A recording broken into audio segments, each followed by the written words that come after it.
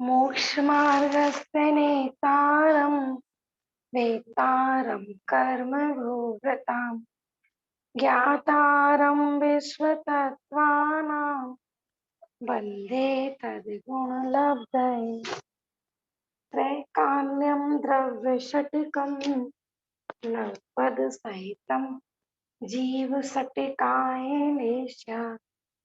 पञ्चान्ये चास्ति काया व्रत समिति गति ज्ञान चारित्र वेद इत्येतन् मोक्ष मूलम् त्रिभुवन महित प्रोक्त मेरेर्दिरेशि प्रतीयेति श्रद्धाति स्पर्शति च मतिमान् यः सर्वशुद्ध दृष्टि सिद्धे जयप सिद्धे चौविहारायण फलं पत्ते वन्दितार्हन्ते मोक्षम् आराहणा कंसो उज्झोवणमुज्झवणम् रेवाहणं ताहणं च नेच्छरणं दंसननाणचरितं तवाणमारायणा भणिया।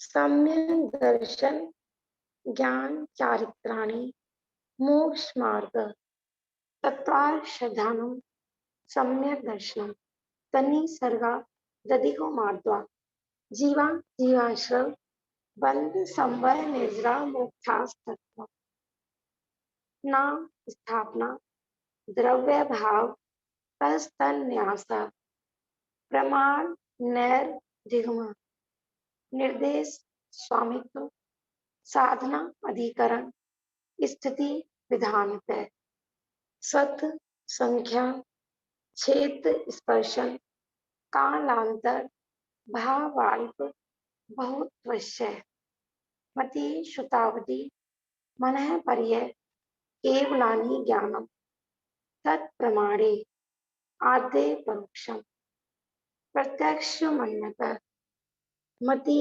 स्मृति संज्ञा चिंता अभिनिबोध इत्यनर्थांतरम तद इंद्रिया निंद्रिय निमित्तम अवग्रह हावाय धारणा बहुविध क्षिप्राणि सुतानुक्त ध्रुवणाम क्षेत्राणाम अर्थस्य व्यंजनस्यावग्रह न चक्षुरिन्द्रियाभ्यां श्रुतं मतिपूर्वं द्वनेक द्वादश भेदम भव प्रत्योरवधि देव नारकाणां क्षुप्सम निमित्त षड विकल्प शेषाणां ऋजु विपुलमति मनः पर्य विशुद्ध प्रतिपादाभ्यां तद विशेष विशुद्धि क्षेत्र स्वामी विसेव्यो अवधि मनः पर्यो मति श्रुत्यो निर्बंधो द्रव्येषु सर्व पर्यायेषु रूपेषु वरे तदंत भागे मनः पर्यस्त सर्व द्रव्य पर्यायेषु केवलस्य एकादीनि भाज्यानि युगपदे कस्मिन् चतुरभ्य मति श्रुतावद्यो विपर्यस्य सदसतोर विशेषाद्य द्रक्ष्योपलब्धे रुन्मत्वत् नैगम संग्रह व्यवहार जुसूत शब्द संविरूणे एवं भूता में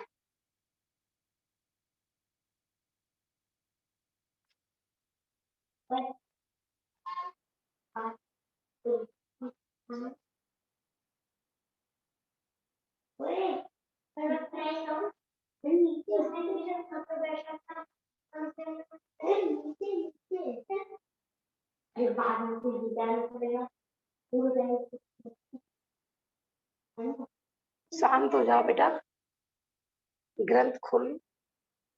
हमारा सप्तन्यों का प्रकरण चल रहा था।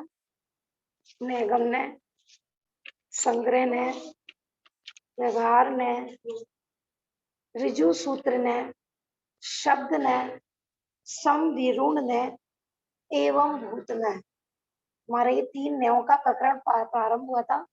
प्रथम अध्याय का अंतिम सूत्र नैगम संग्रह व्यवहार जो सूत्र शब्द समविरूढ़ एवं भूता नया। तो हमारा नैगम नय का प्रकरण हो गया था, संग्रह नय का प्रकरण हो गया था और व्यवहार नय। इस प्रकार हमारे 3 नयों की चर्चा हो चुकी थी। आज हम पढ़ेंगे ऋजु सूत्र नय के बारे में। जैसा कि हमने कल भी प्रारंभ कर दिया था, ऋजु सूत्र नय किसे कहते हैं? ऋजु सूत्र नय माने कि जो वर्तमान को ही वर्तमान पर्याय को अपना विषय बने। लेकिन वर्तमान कितना? बेटा क्या हुआ? डिस्टर्ब हो रहा है, ऐसे नहीं गंदी बात। वर्तमान कितना तुमने बताया था? एक समय मात्र ही वर्तमान होता है और पूरा उत्सर्पणी अवसर्पणी मिला के, पंखा चलाना है तो उधर का चलाना, ठीक है ना। मैंने पूरी वर्तमान 24 को भी हम वर्तमान कहते हैं, 10 पूरा कोड़ी सागर को भी वर्तमान कहते हैं, उत्सर्पणी अवसर्पणी को भी अपन वर्तमान अवसर्पणी या उत्सर्पणी कहते हैं। तो जो एक समय की पर्याय मात्र को विषय बनाए तो उसको कहते हैं सूक्ष्म ऋजु सूत्र नय। और स्थूल ऋजु सूत्र नय माने कि जो 2 समय से लेकर, ठीक है ना, जहां तक पूरी वर्तमान 24 10 कोड़ा कोड़ी सागर आदि, तो वो सब आप वर्तमान लगा सकते हैं। तो हम थोड़ा सा ग्रंथ के माध्यम से पढ़ते हैं। बेटा पेज नंबर निकाले ना 81। मास्क लेकर आयो ना तो मास्क पहन के बैठ जाओ, ठीक है। देखो यह तो स्पष्ट किया ही जा चुका है कि द्रव्यार्थिक न्याय सामान्य ग्राही होता है और पर्यार्थिक न्याय विशेष ग्राही होता है। हमने बताया था ना, नैगम न्याय, संग्रह न्याय और व्यवहार न्याय, ये तीनों द्रव्यार्थिक न्याय के विषय के अंतर्गत आते हैं।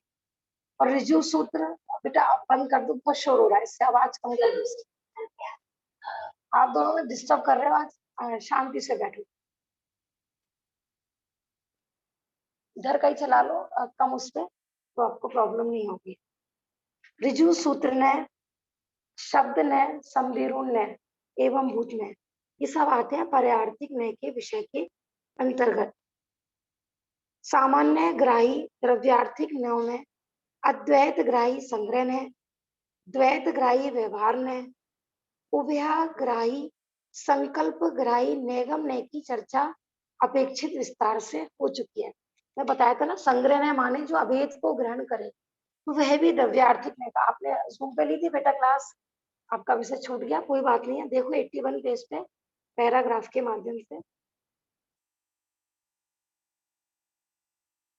और व्यवहार नय के अंदर हमने बताया था कि संग्रह नय में ही जो भेद करे वह व्यवहार नय, तो उसको बोलते हैं द्वैत ग्राही, माने अभेद में भेद करना।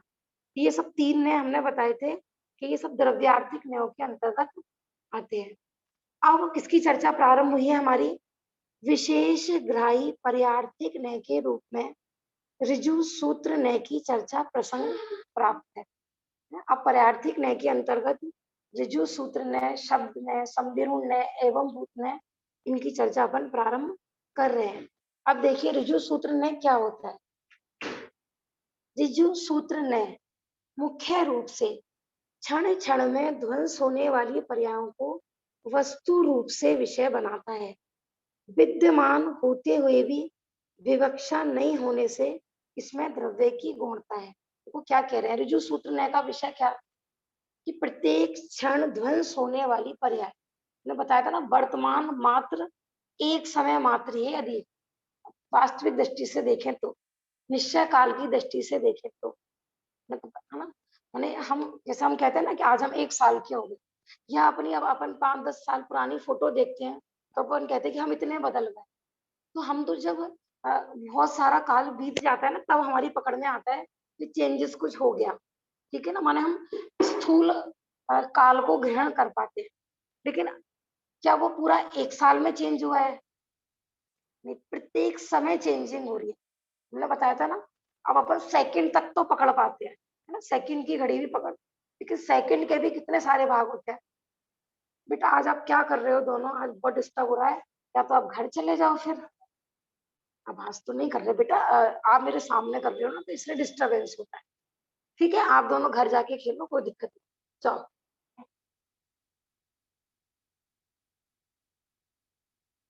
अब देखो विषय छूट गया ना, ऐसे आपको भी ज्ञानावरणीकरण का पाठ का बन गया। मैं भूल गई कि मैं क्या पढ़ा रही। सामने आता है ना, ऐसा डिस्टरबेंस होता है ऐसा। देखो हम ये बता रहे थे कि जो वास्तविक जो वर्तमान होता है वो एक समय मात्र होता है, लेकिन एक समय मात्र का वर्तमान छद्मस्त ज्ञान के गोचर नहीं है, क्षोभसम ज्ञान के गोचर नहीं है। एक समय किसने देखा? अपन कहते हैं ना, तो वो केवल ज्ञान गम्य बात है।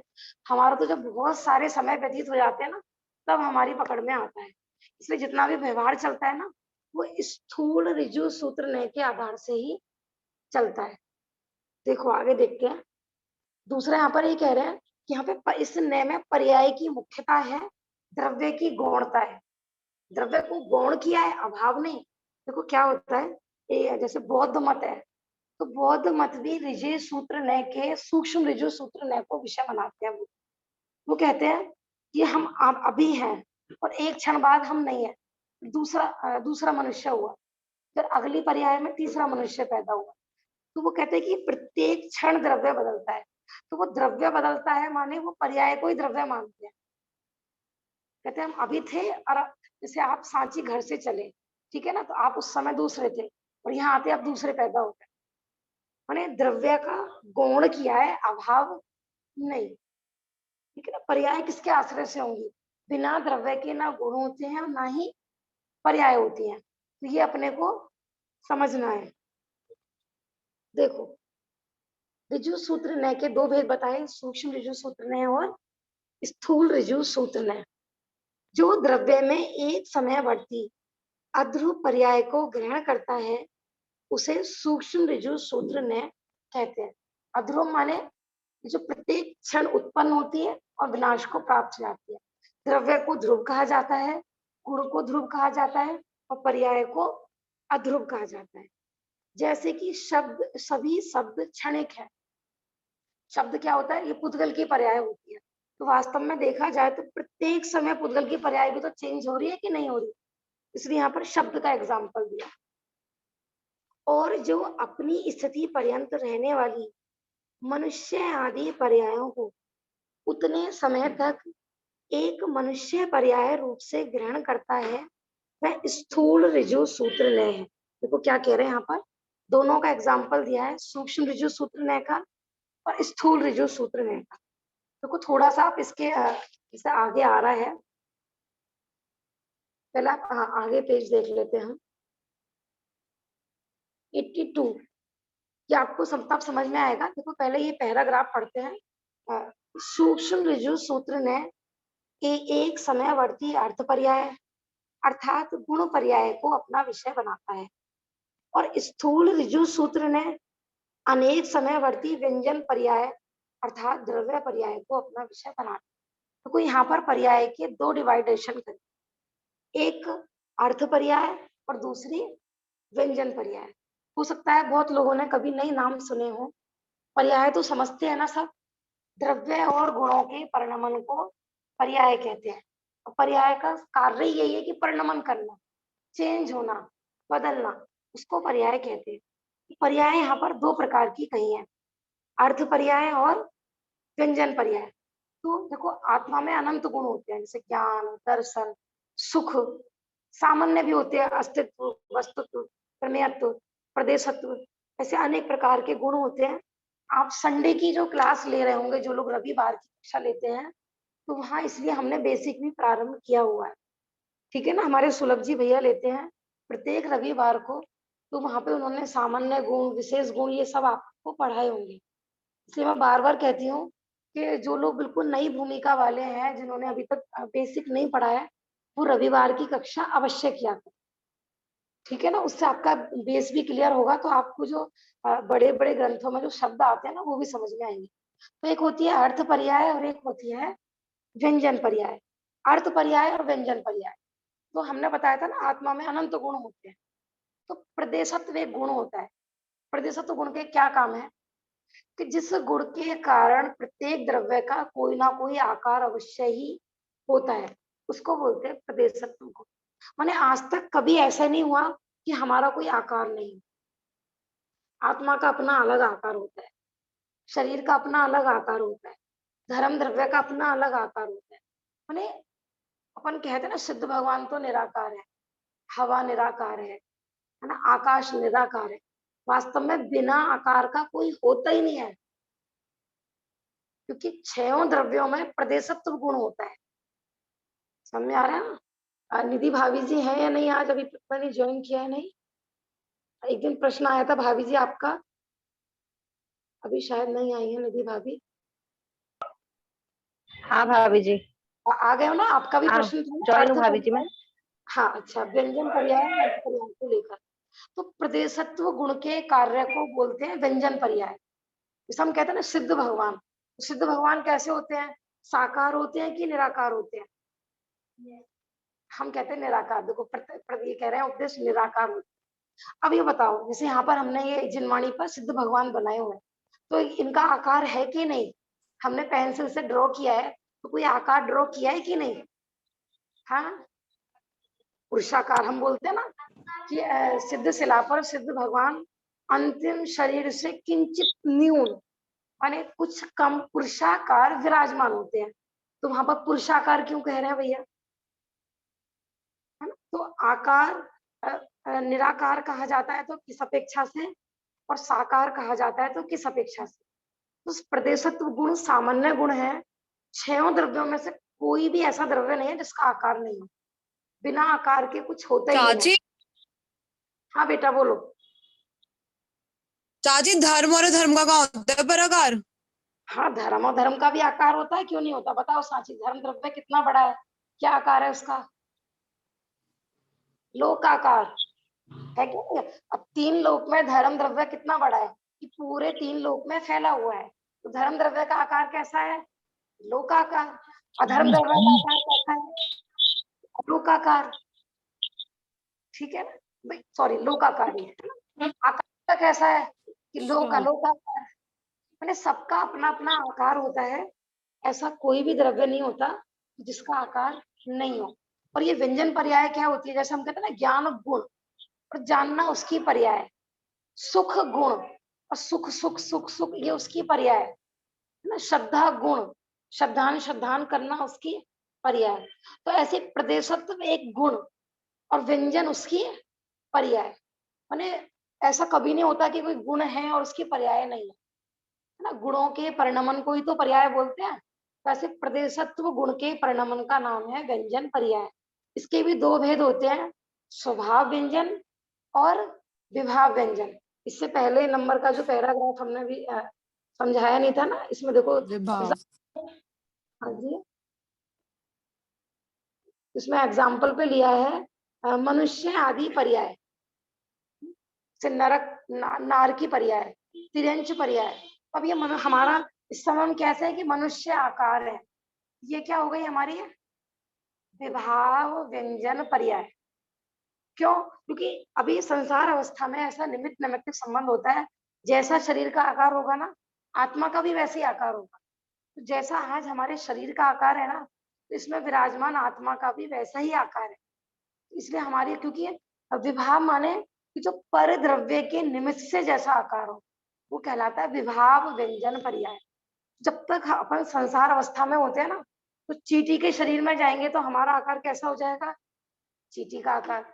हाथी के शरीर में जाएंगे तो हाथी का आकार, है ना। ऐसे बड़े से बड़े शरीर में जाएं और छोटे से छोटे शरीर में जाएं, ये सब कहलाती हैं विभाव व्यंजन पर्याय।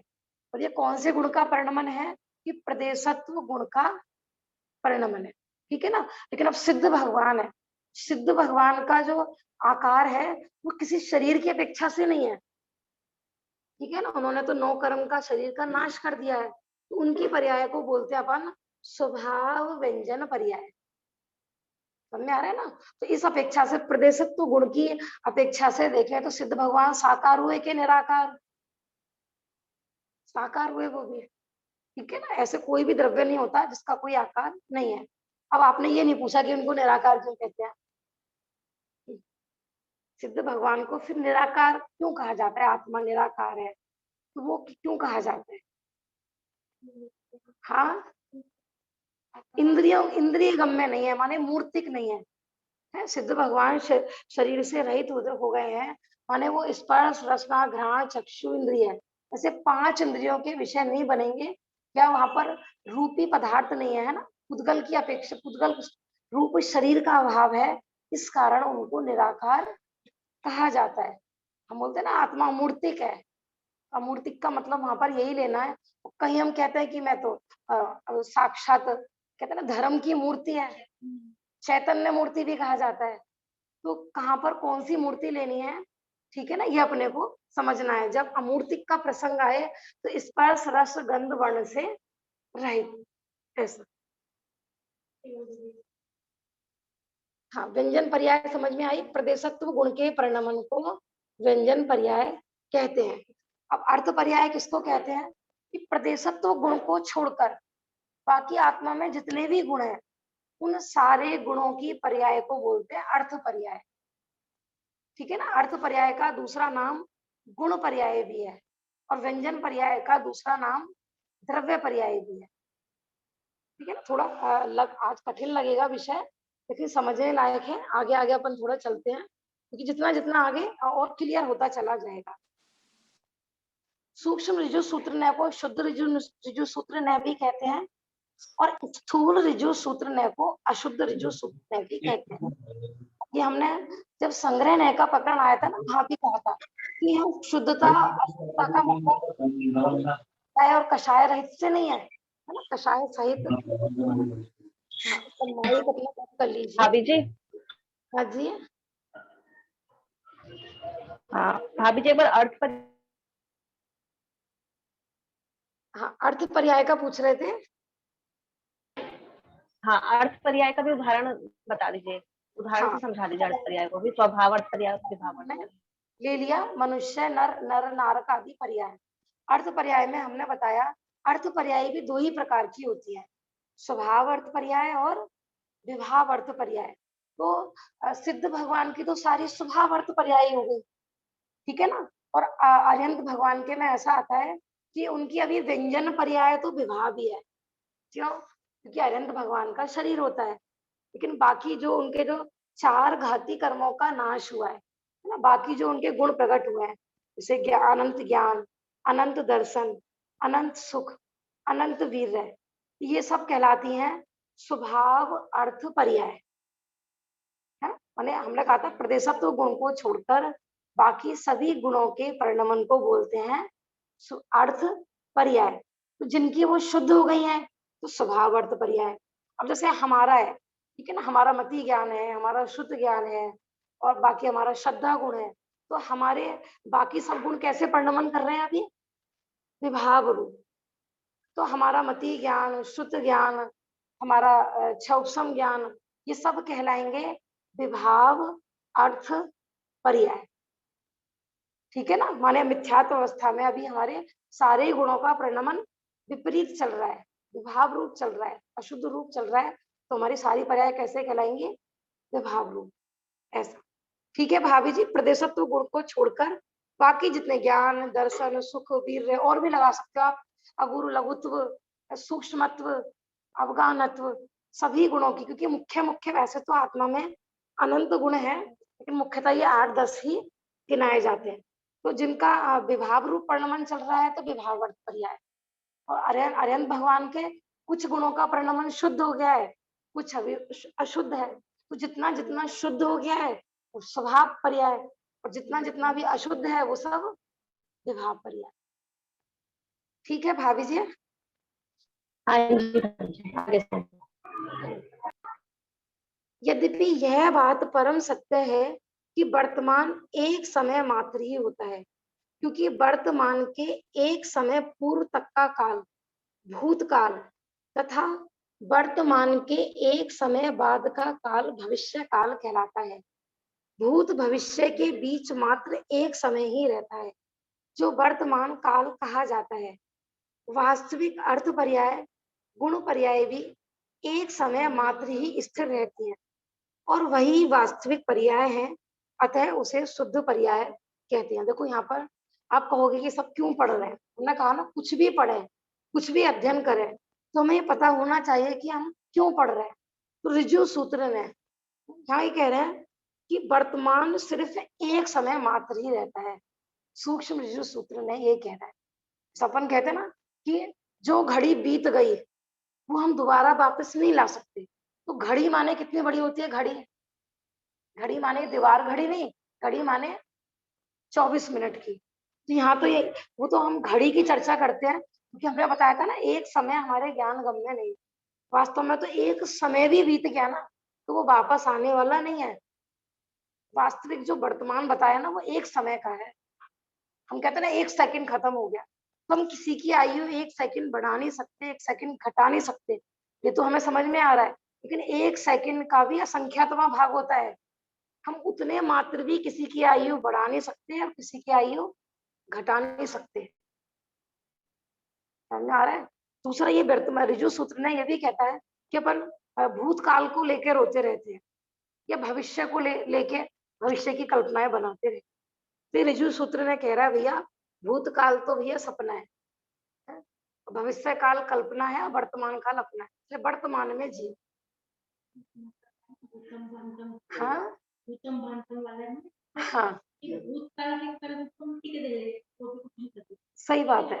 भविष्य की भी बननी नहीं तो क्या वर्तमान में तू उपयोग कर दे। हाँ सही बात है। मैंने कार्य देखा जाए तो वर्तमान में ही करना है। यही कह रहे हैं कि हमने पूर्व में कोई कर्म बांधे, फिर सत्ता में पड़े हुए कर्म मिट्टी के ढेले के समान है। यद्यपि वो उदय भविष्य में भी आ सकते हैं, लेकिन ये कह रहे हैं कि तू वर्तमान में, वर्तमान के एक समय की पर्याय में अपने परिणाम संभाले, आत्म उन्मुखी परिणाम करे। तो वो एक समय की पर्याय भैया कहते हैं एक समय में केवल ज्ञान ले ले ये जी। अपन कहते हैं ना केवली भगवान एक समय में तीनों लोकों की त्रिकालवर्ती सर्व पर्यायों को जाने। लेकिन छद्मस्त का क्या होता है, एक समय पकड़ में नहीं आता। हम कहते हैं ना अमुक व्यक्ति की मृत्यु हो गई, माने अभी तो वो व्यक्ति है मृत्यु हुए उसको बहुत सा अनंत असंख्यात समय व्यतीत हो जाते हैं, तब हमको पकड़ में आता है कि ये व्यक्ति गुजर गया या मरण को प्राप्त हो गया। इतनी देर में तो उसका जन्म भी हो जाता है, देवगति में गया होगा तो बहुत बड़ा हो जाता है वो पूरा युवा पुरुष जैसा। ये हमारी पकड़ में बहुत देर में आता है। केवली भगवान के ज्ञान में तो ये भी झलक गया होगा कि ऐसा कोरोना चलेगा, ये इस तरह से जीव चले जाएंगे। सही बात है। उनके अनंत काल पहले किसी ने पूछा होगा ये पंचम काल का क्या स्वरूप है, तो हो सकता है कि पहले बता भी दिया हो, वाणी में भी आ गया हो। जान तो वो रहे ही थे। और किसी ने परिस्थिति देखो भरत चक्रवर्ती कितने तब हुए थे चौथे काल में, तब भी प्रश्न पूछे थे ना। पंचम काल के सूचक उन्होंने भी सपने देखे थे। एक तो हम चंद्रगुप्त के 16 सपने पढ़ते हैं।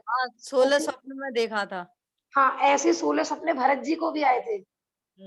जब एक छद्मस्त जीव को मतिशुद्ध अवधि ज्ञानियों को आ सकते हैं, तो केवल ज्ञानी को तो अनंत बहुत पहले ही पता चल गया था कि भाई इस वर्तमान में ऐसा चलेगा। तो कितने जीव बचेंगे, कितने जीव आयु प्रमाण बचेंगे, कितने की मृत्यु होगी, सब नक्की है। हम किसी को माने हम सोचे ना कि हम इनमें फेर फार करना चाहें तो कर नहीं सकते। जैसे वो था ना कोई मूवी होती है, ठीक है ना, तो मूवी में सारी चीज निश्चित होती है कि इसके बाद ये सीन आएगा, इसके बाद ये सीन आएगा, इसके बाद ये सीन होता है। अब किसी की मृत्यु दिखानी है, उससे पहले बहुत सारी घटनाएं, एक्सीडेंट आदि या उसको अपशगुन आदि मानो दिखा रहे हैं। अब पहले सपोज करो एक्सीडेंट वाला सीन पहले आ जाए तो क्या होगा? एक्सीडेंट वाला सीन पहले आ गया और व्यक्ति मर गया, पूरी पिक्चर पहले ही खत्म हो गई। हम सोचते हैं ना भैया हम ये कर लें तो हम बच जाएंगे, हम ये कर लें तो हम ऐसा बदल देंगे। फेर फार करने से जो माने एक पर्याय को बदलना माने पूरी वस्तु व्यवस्था को खंडित करना। एक पर्याय को बदलने का परिणाम होना माने एक को नहीं बदलना चाह रहे, फिर हम अनंत को बदलना चाह रहे। देखो और देखते हैं आगे। यहाँ ये कह रहे हैं वर्तमान कितना के एक समय। अब एक समय पहले सब क्या हुआ था कि वो सब भूतकाल हो गया और एक समय बाद क्या होने वाला है वो सब भविष्य में। भाभी जी, ऐसा भी आया है कि जैसे पंचम काल में अधिकतर जीवों का अकाल मरण होगा, तो ये सब अकाल मरण कहलाएगा? हाँ, अकाल मरण देखो बीमारी के निमित्त की अपेक्षा इसको अकाल मरण भी कह सकते हैं। हमने कहा ना, वास्तव में देखा जाए वस्तु स्वरूप की दृष्टि से तो किसी का अकाल में मरण होता ही नहीं है, सबका स्वकाल में ही मरण हो रहा है। इसकी जितनी आयु है उतने में ही मरण हो रहा है। पर ये निमित्त नैमित्त की अपेक्षा, मानो कोई इस समय मैक्सिमम आयु 60, 70 या 80 है, ठीक है ना, अब कोई 10 में जा रहा है, 20 में जा रहा है, 30 में जा रहा है, तो रोग आदि के निमित्त से या एक्सीडेंट आदि के निमित्त से जो मृत्यु होती है उसको निमित्त की अपेक्षा अपन अकाल मरण कह देते हैं। वैसे ऐसे कोई संख्या आई नहीं है कि इतने जीवों का अकाल मरण होगा। ये तो क्या है, बीच बीच में ऐसा उत्थान पतन होता रहता है। आपने देखा होगा ना, भद्रभाहु स्वामी के समय में अकाल पड़ा था, कितने जीव मरण को प्राप्त हुए। पूरा उस समय तो मैंने 12 वर्ष का अकाल, सोचो आप। सब तरह के जीव होते हैं, जैसे आज चर्चा चल रही थी ना हमारे ग्रुप में कि इतने सारे जीवों ने ऐसा कौन सा पाप किया होगा कि सबका एक जैसा उदय में आ रहा है। क्या सामूहिक पाप किया होगा क्या? है। हाँ तो अभी ये चर्चा कर रहे थे कि दीदी पे सुना था हाँ जी, कि जो धर्मात्मा जीव है ना उसको तो ज्यादा होना ही नहीं है। सही बात है। पंचम काल में कुछ भी तो नहीं है, तो वो अब वो कम कम पाप लेके आए हैं ना, तो उनका फल देखो, इसको कहते हैं देखने देखने का नजरिया। एक जीव इस दृष्टि से भी देख रहे हैं कि देखो बताओ वो अल्पायु में चला गया, बताओ वो चला गया, वो चला गया। यहाँ देखने देखने का एंगल, मानो कोई धर्मात्मा गया है, इस एंगल से भी देख सकते हैं इस पंचम काल में है ही क्या, सुखी कितना है। अच्छा है ज्ञानी जी पहले चले गए किसी अच्छे भाभी क्षेत्र जी, में। जी अकाल मृत्यु क्या होती है, मतलब प्रॉपर इसका जरा बताना विशेष। देखो, अकाल मरण क्या होता है, इसको देखो इस तरह से भी समझ सकते हैं। जैसे हमने किसी ने आयु बंद किया, ठीक है ना, हमने जैसे 70 वर्ष की आयु हमने बांधी और आयु पहले जन्म में ही बंध जाती है। अब हमने 70 वर्ष की आयु बांधी और अपन ने दूसरी जगह जन्म ले लिया, हमारी आयु कितनी थी? 70। लेकिन क्या होता है कि परिणामों के निमित्त से, है ना, परिणामों को निमित्त हो और बहिरंग जैसे विष भक्षण, अनिष्ट कारक अभक्ष, ऐसा असाध्य रोग कि जिसकी कोई औषधि आदि करने पर भी जिसका प्रतिकार संभव नहीं हो, या किसी जानवर आदि द्वारा भक्षण किया जाना, तो ऐसे निमित्त निमित्त की अपेक्षा बताया है कि मानो 70 वर्ष की आयु थी, परिणामों का उदय विकृति मुख्य लेना है, परिणामों की विकृति प्लस पर द्रव्य का निमित्त। जैसे अपन कहते हैं ना कि भैया ये गुटखा ये शराब क्या करते हैं कि आयु छो करते हैं। हुमस कर देते हो, पता नहीं बाहर का भी खोल दो दरवाजा, माइक बंद कर दीजिए, पता नहीं उसका वोट का रख देंगे बिल्कुल, माइक बंद कर लीजिए जिनका भी माइक ऑन है। पता नहीं खोल तक। हाँ, तो हमने बताया था कि मानो किसी की 70 वर्ष की आयु थी, लेकिन हम जैसे कहते हैं शराब मत पियो, गुटखा मत खाओ, इससे आयु क्षय होता है। तो धीरे धीरे से अन्याय अनीति अभक्ष का सेवन करने से क्या होता है, परिणाम भी विकृत होते हैं। तो ऐसा निमित्त नैमित्तिक संबंध होता है कि उसकी आयु माने 70 से घट के उसकी 40 रह गई, 30 रह गई, तो ऐसा निमित्त नैमित्तिक संबंध की अपेक्षा इसको अकाल मरण कहा जाता है। अब कोई कहे ऐसे तो क्रमबद्ध पर्याय खंडित हो गई, वो तो 70 वर्ष में ही मरना चाहिए था, वो तो समय से पहले मर गया, इससे क्रमबद्ध पर्याय खंडित नहीं हुई। केवली भगवान ने ऐसा ही जाना था कि जैसे हम कहते हैं ना राजा श्रेणी की जब 7वें नरक की आयु बंधी थी, जिस समय बंधी थी उस समय यही ज्ञान में आ रहा था कि इनको 7वां नरक होने वाला है, लेकिन परिणामों के निमित्त से वो घटकर कितनी रह गई, पहले नरक की। इसको आयु का इसका अपकर्षण उत्कर्षण बोला जाता है, ठीक है ना, इसको आयु कर्म की उदीर्णा भी कही जाती है। इसको ऐसा एग्जाम्पल भी आता है ग्रंथों में, क्रमबद्ध पर्याय में एग्जाम्पल है, कोई घड़ा है, ठीक है ना, अब वो उसमें एक छेद किया गया है और वो पूरा भरा हुआ है, तो उसमें हमने आधा घंटे की लिमिट से हमने देखा कि भाई आधा घंटे में इतना ये खाली हुआ।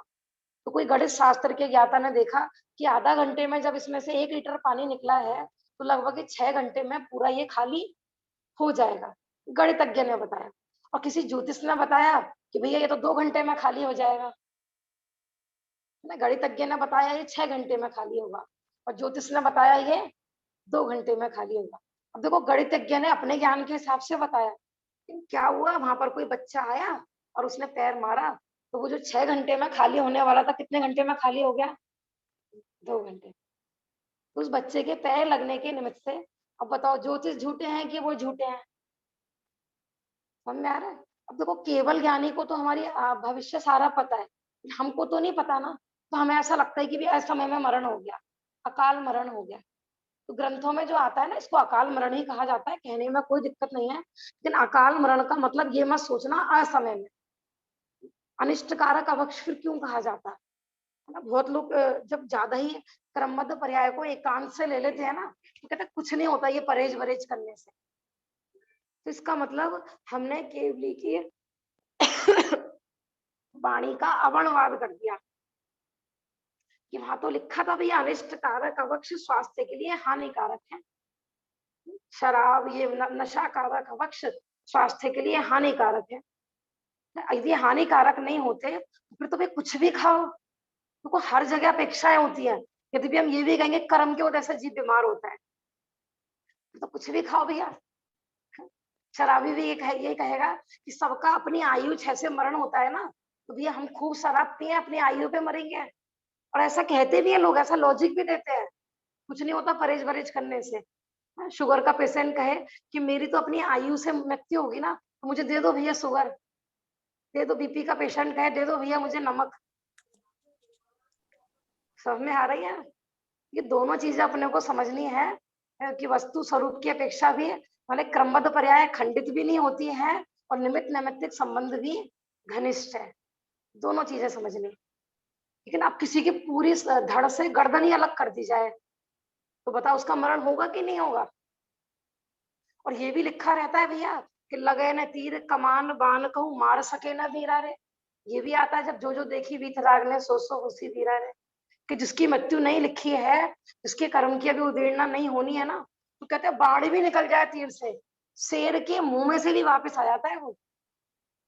मीरा का उदाहरण आता है ना कि जहर पीने के बाद भी नहीं मरी। ऐसे भी है एग्जाम्पल आते। हाँ, इसका मतलब ये नहीं है कि आप जहर पी लो, क्योंकि हर किसी जीव की जैसे भूकंप आदि आते हैं ना, तो हम ये देखते हैं कि 90-90 साल की महिला जमीन में से निकली एक महीने बाद भी जिंदा है। और किसी जीव का ऐसे होता है कि जरा सा फ्रैक्चर हुआ एक सीढ़ी से तो मृत्यु को प्राप्त हो गए। तो किसी सब कार्य सकाल में ही हो रहे हैं, और अकाल मरण समय से पहले ये सब निमित्त नैमित्तिक की अपेक्षा ऐसा कहा जाता है। और वो पालन करना भी आवश्यक है। चरणन युग का जो मंतव्य है ना कि भाई अवक्ष मत खाओ, आज जो हमारे ग्रुप पे चर्चा चल रही थी ना, अपन वैसे विषय से थोड़ा सा हट जाएंगे, फिर भी मैं बता देती हूँ कि विषय कि भी ऐसा क्या पाप किया कि सारे जीवों का एक सा उदय आ रहा है। तो सिर्फ एक ही परिणाम का फल हो ऐसा भी नहीं है। हमने इसमें बहुत सारे पॉइंट्स भी लिख के भेजे थे, है ना। अन्य हमने अवक्ष सेवन किया हो, किसी जीव की सेवा भावनी रखी हो, सामर्थ्य होते हुए भी किसी की हेल्प आदि नहीं करी हो, है ना, किसी को अकारण ही भयभीत किया हो। ऐसे बहुत सारे रीजन होते हैं। और ये भी जरूरी नहीं होते कि सब सामूहिक में पाप बांधते हैं तो ये सामूहिक उदय में आ रहा है। तो भले ही उदय में महामारी चल रही है, लेकिन सारे जीव दुखी हो ऐसा भी नहीं है। मैं कहा ना कुछ जीव इस काल का स्वरूप विचार के, क्योंकि ये काल का स्वरूप ही ऐसा है। हमने कहा ना इस काल में हम स्वस्थ हैं ये अचंबा है, हमारे परिणाम टिके हुए हैं ये अचंबा है, हम यहाँ निर्विकल्प होकर शास्त्र स्वाध्याय कर रहे हैं, चिंतन कर रहे हैं, ये अचंबा है इस काल में। कि ग्रंथों में तो लिखा है कि बहुभाग कैसे जीव होंगे पंचम काल में। ठीक है ना। तो हर तरीके से अपने को नेगेटिव फीलिंग नहीं लानी है। मैंने ज्ञानी जीव के लिए कोई क्षेत्र कोई काल कोई बाधक नहीं है। इस चीज को लेकर अपन डिप्रेशन में चले जाए भैया क्या होगा कैसे होगा, कि जो कुछ होना है भैया सब योग्यता प्रमाण होना है, होने योग्य ही होता है।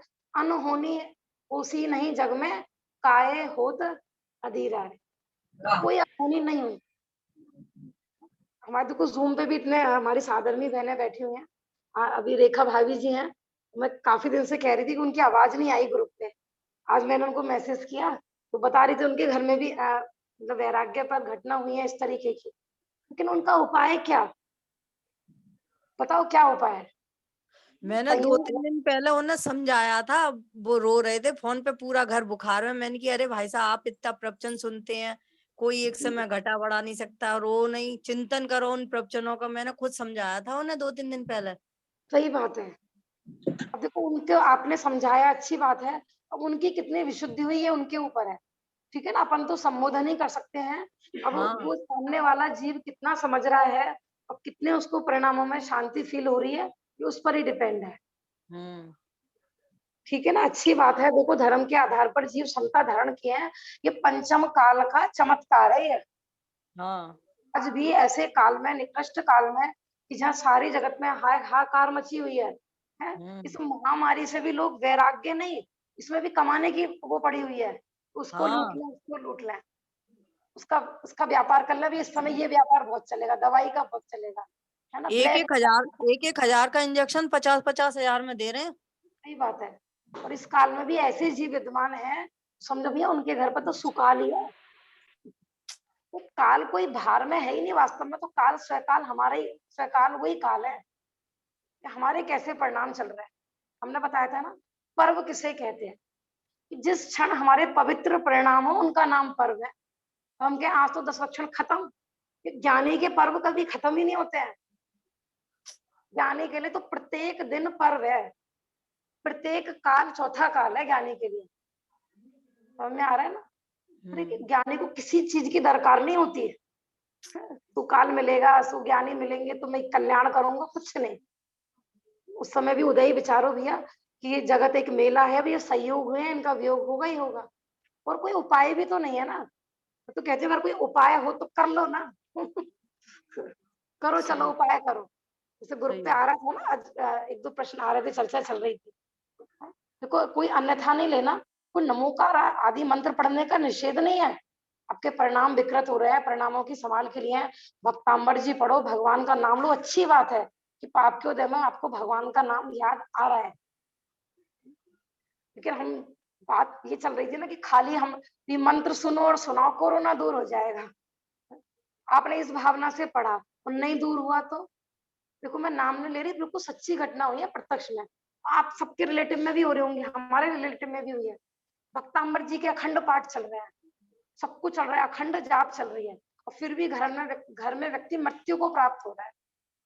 पाठ क्यों कर रहे थे कि हमारे मृत्युंजय विधान चल रहा है कि ये हमारा जीव।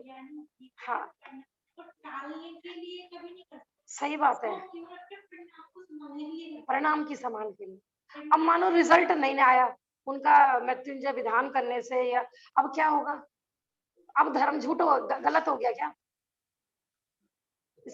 हाँ श्रद्धा हट जाएगी। तो इन भगवान ने हमारा कुछ काम ही नहीं किया, हम क्यों पूजे इनको। और होता भी यही है, हमने कहा ना कि जो धर्म के फल में कुछ चाहते हैं उनको वो फल नहीं मिले तो वो तुरंत धर्म करना छोड़ भी देते हैं। यहाँ तो ऐसा देखो, धर्म तो वो है तत्काल फल देता है।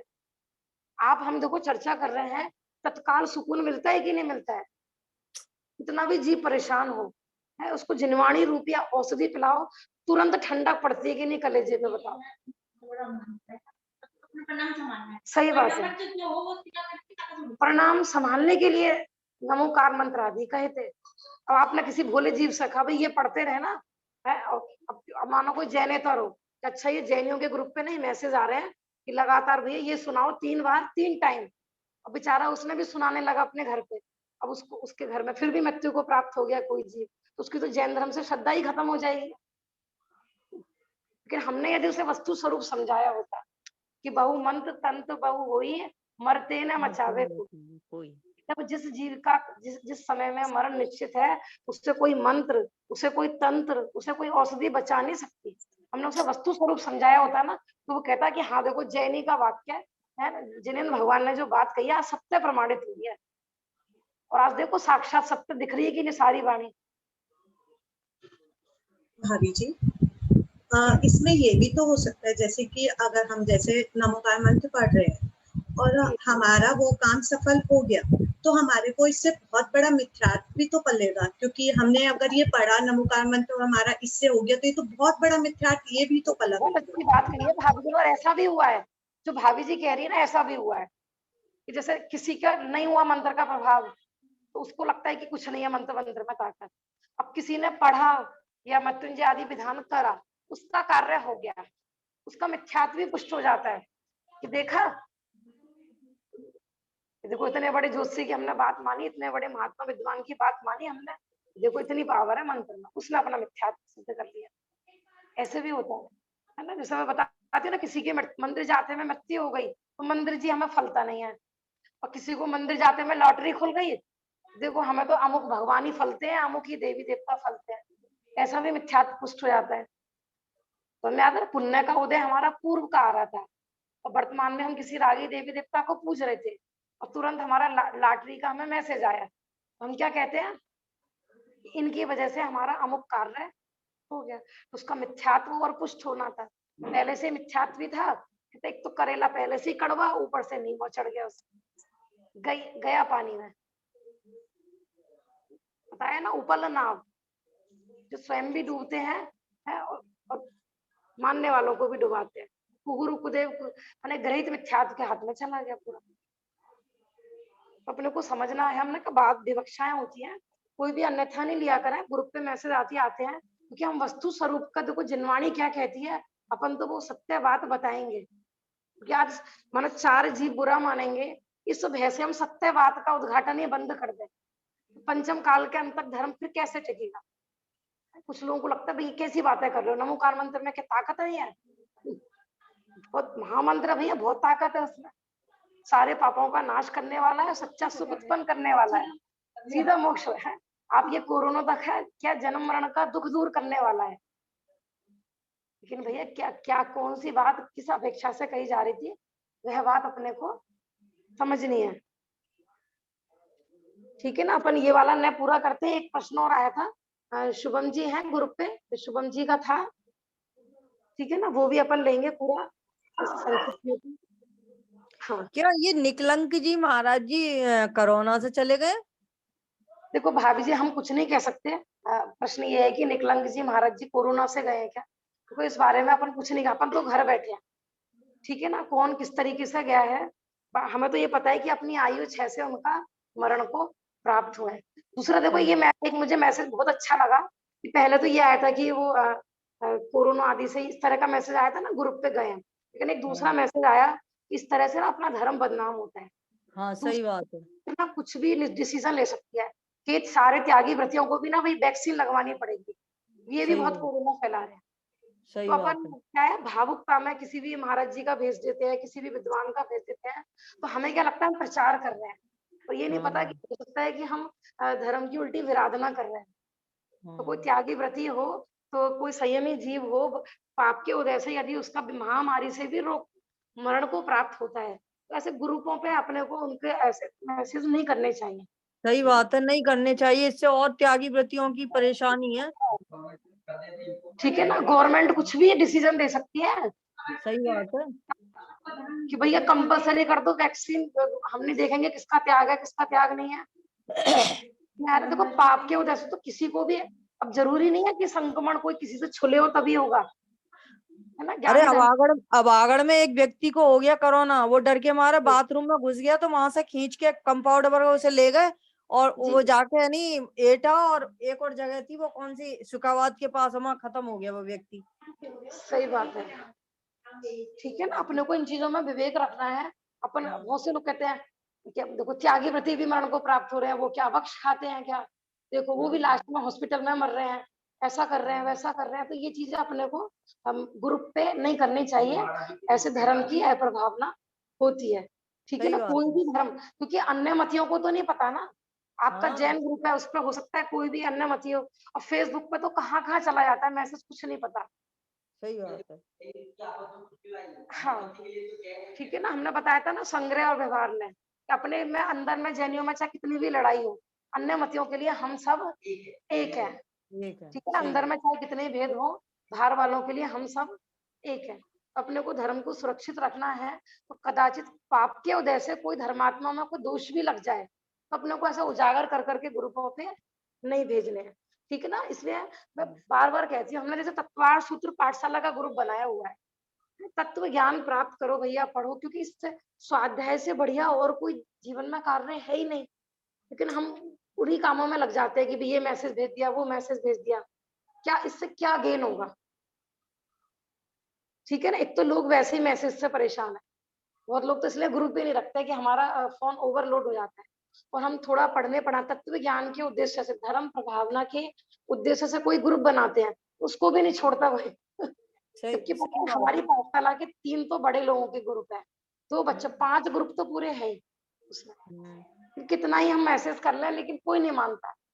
भाई शंका समाधान करो, स्वाध्याय करो, आपको कोई प्रश्न हो, आपको कोई परेशानी हो, कोई संकट हो तो भी सॉल्यूशन हो सकती है। लेकिन हमको स्वाध्याय आदि नहीं करनी है। बस एक कोई मैसेज आ जाए, उसको हमें सारे में फैला देना होता है। तो वो भी सही अच्छे बात है, मैसेज नहीं डिलीट कर फैलाएंगे। करते परेशान है। जी।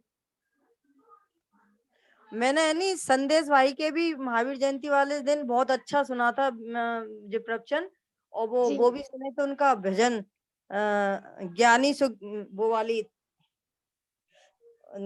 अरे संजय भाई साहब का बहुत अच्छे भजन सुने थे मैंने 2, और जी। मैं जी। सुनती रही थोड़ा थोड़ा।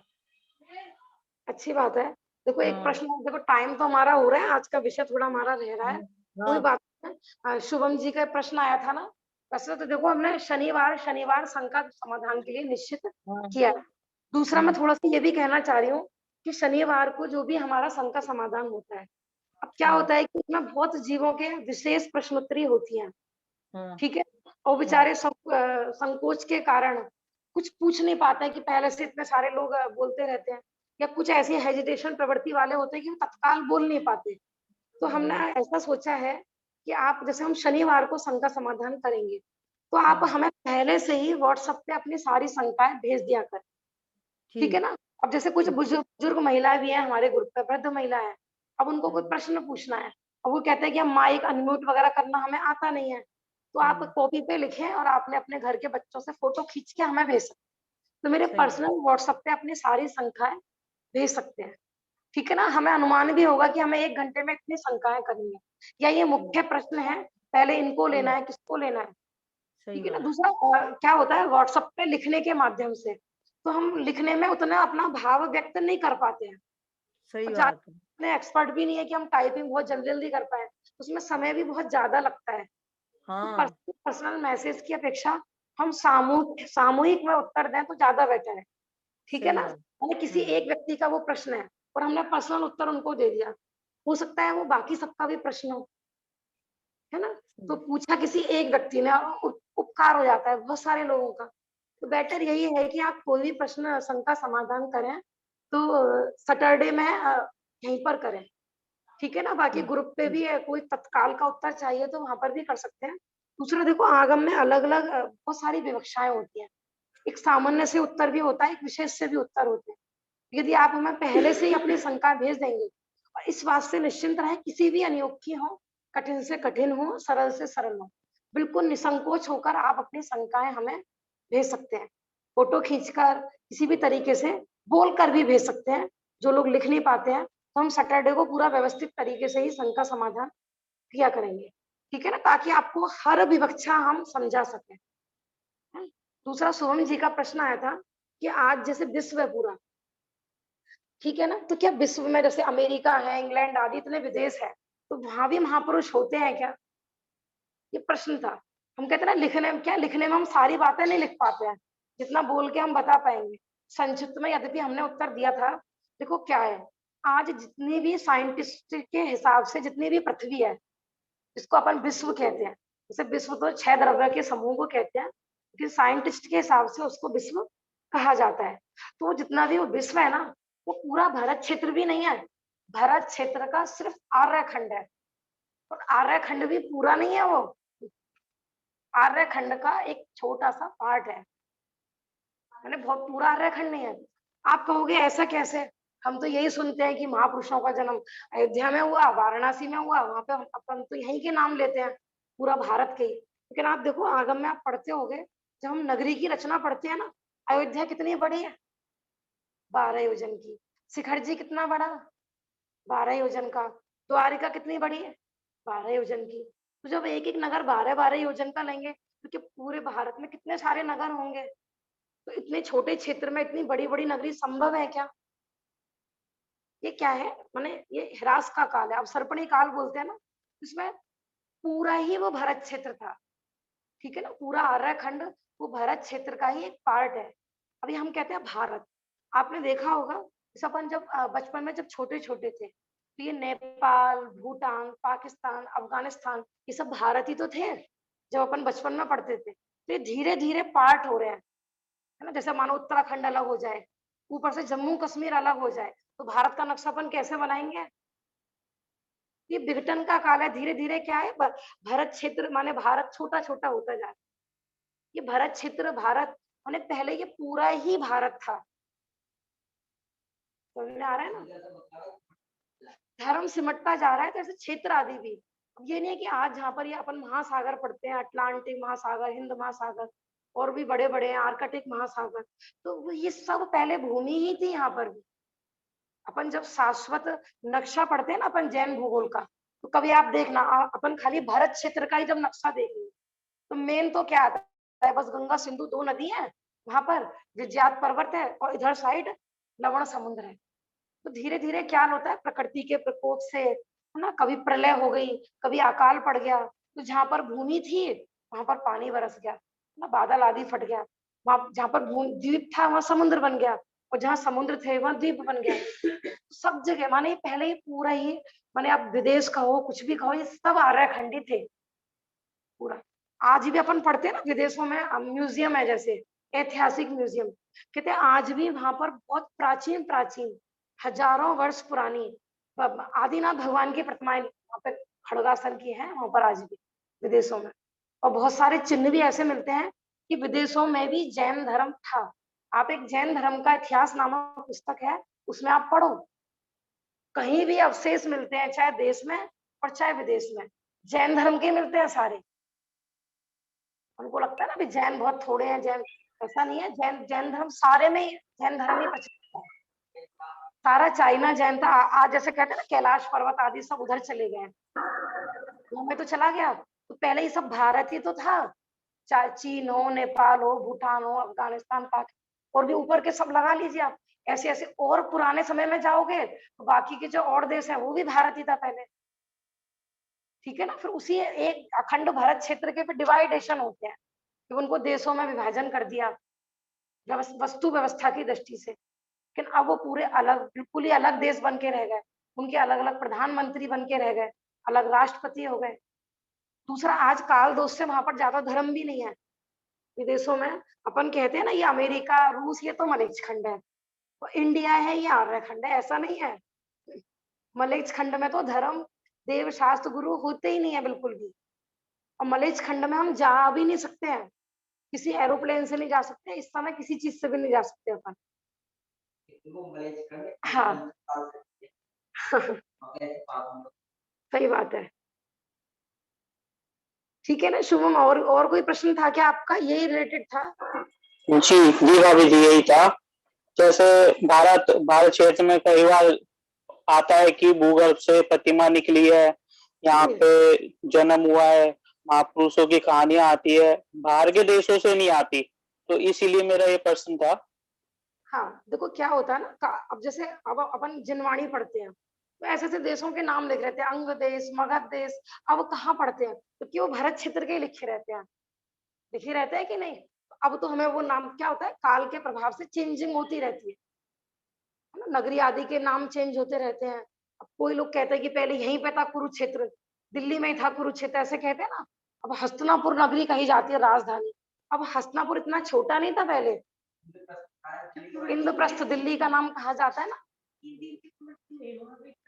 हाँ, तीन तीन चक्रवर्ती हुए तो हस्तिनापुर इतना छोटा तो होगा नहीं। ऐसा बहुत होता है। जैसे देखो हम एक वहां गए थे एक बार गोलाकुट, तो वहां बता रहे थे किसी समय यहाँ पर हजारों जैन मंदिर थे और हजारों जैनियों की संख्या थी, वहां की हिस्ट्री में लिखा हुआ था। और आज वहां पर क्या है, गोलाकुट के दर्शन किए होंगे, खनिया धाना के पास कुछ भी नहीं है वहां पे, कुछ भी नहीं, बिल्कुल जंगल बना हुआ है। वो भी अब वर्तमान के किसी महाराज जी ने उसका थोड़ा सा जीर्ण शीर्ण मंदिर था उसको ठीक कराया, तो लोगों ने आना जाना चालू किया। गाँव भी ढंग का नहीं है वहां पर। हाँ, तो हम कुछ नहीं कह सकते कि मैंने एक एक नगरी कितनी बड़ी बड़ी होती थी, ठीक है ना। तो अपन विचार करें, ऐसे बहुत सारा आता है। साउथ जैसे सब कहते हैं ना, अकाल यहाँ पर पड़ा था, वो सारे मुनिराज दक्षिण साइड में चले गए थे। अब वो दक्षिण साइड खाली वर्तमान का दक्षिण मत लेना, दक्षिण माने बस वो इधर कर्नाटक और ये बाहुबली साइड चले गए होंगे। दक्षिण माने पूरे आर्यखंड का दक्षिण लेना है वो हमको, है ना। पश्चिम लेना है तो पूरे आर्यखंड का पश्चिम। हम तो क्या है खाली भारत तक ही समट के रह गए ना, तो ऐसा ही है। जो ये घटना तो अभी की है, हाँ ये भी कर सकते हाँ, और आगे आगे तो और छोटा होना है। इतना तक बताया है कि सिर्फ मध्य में ही रह जाएगा बस सुपड़ के। घटते घटते अपन पढ़ते हैं ना, जो चंद्रगुप्त के 16 सपने आते हैं कि वो धर्म सब जगह खत्म हो गया, बस बीच बीच में भले घटते घटते मध्य प्रदेश तक ही दक्षिण में रहेगा, लेकिन आप उसमें ये था कि चारों तरफ जो मूल सिद्ध क्षेत्र है वो नष्ट हो रहे हैं। मतलब मूल जगह धर्म नहीं रहेगा, और जो सिद्ध क्षेत्र नहीं है वहां पर धर्म थोड़ा सा, हाँ, जन्म स्थलियां सारे सिद्ध क्षेत्र सब विनष्ट हो जाएंगे ऐसा। ठीक है, समय हमारा हो गया है, अपन कल ही लेंगे फिर न्यायों की चर्चा। ठीक है, सैटरडे के संघ का समाधान आप हमें पहले से ही सब लोग व्हाट्सएप पे भेज दे तो हम व्यवस्थित क्रम से, हाँ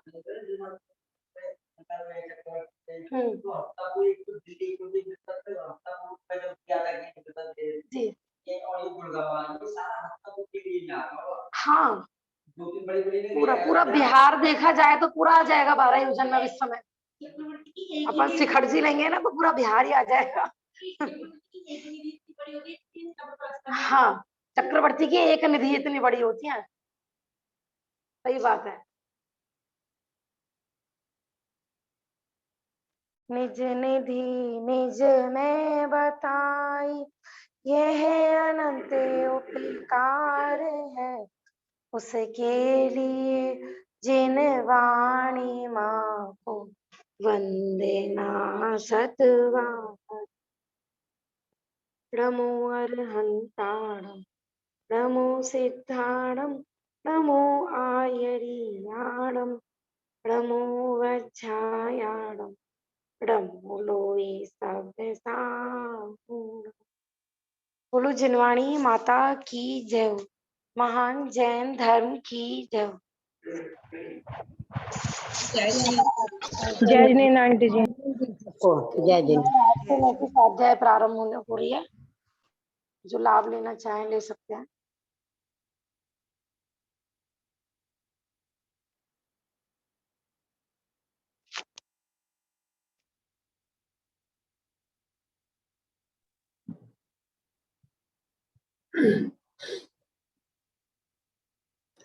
शुरू करें।